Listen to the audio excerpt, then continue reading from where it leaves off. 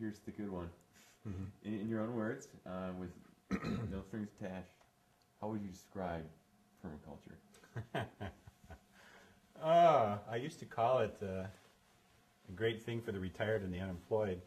When I first got into it, it was just hugely, hugely all-encompassing, and you might say time-consuming, but it basically swallowed me whole. It was just not too much of an obsession, but there was so much to know and so much to find out. The way I think of permaculture, it's basically it's absolute stewardship of the land. It's from the soil to the plants to the water, the air, working with all the resources that are there, understanding how things work, and really being able to not have to guess at things. It's actually knowing how things work. And at this point in my permaculture career, I've been able to go back to school and actually find out that there is science that backs up pretty much everything that we've been taught in permaculture. It's not all anecdotal.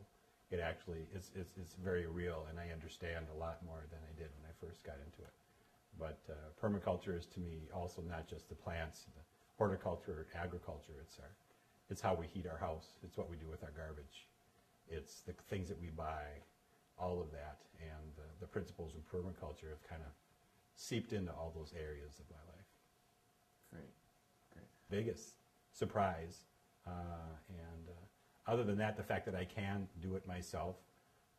There's a lot of myths that were kind of put upon us as children or whatever, from all sorts of sources about what we're capable of. And one of the things that we seem to be told we're not capable of is taking care of ourselves, feeding ourselves, doing that. And the joy of seeing how simple it is to do that, and how, Mother Nature just will do it for you if you get out of the way a lot of the time. Or the fact that even in Southwoods, we have plants that already grow here that people have shown me, that we can eat, that are actually quite good. Certain time of the year, cattails, basswood, all sorts of plants that were already here in addition to the plants that we put in. So probably the greatest thing about permaculture that to me is especially with PRI, is the fact that the adversity that I thought we were going to have has actually turned into opportunity. I think that PRI in the Twin Cities will, in the next few years, be the go-to place, the go-to organization for information. Anything from rain gardens to rain barrels to backyard gardening to sustainable gardening to water collection to worm composting, all of that. We have such a huge knowledge base and so many informed people that have their specialty, and they kind of, and PRI draws those people in. You don't have to have a certain specific agenda.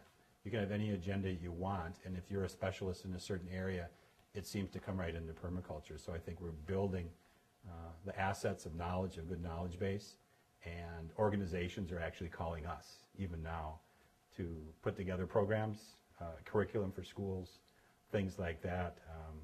There's been discussions with the city of Minneapolis about programs they have. I mean, it would just be great, and I think that's where PRI will go eventually, is just disseminating information that is, it's not political, there's no agenda, it's just, what is the issue, here's a solution, or here's 8 solutions, and maybe the problem that you have isn't really a problem.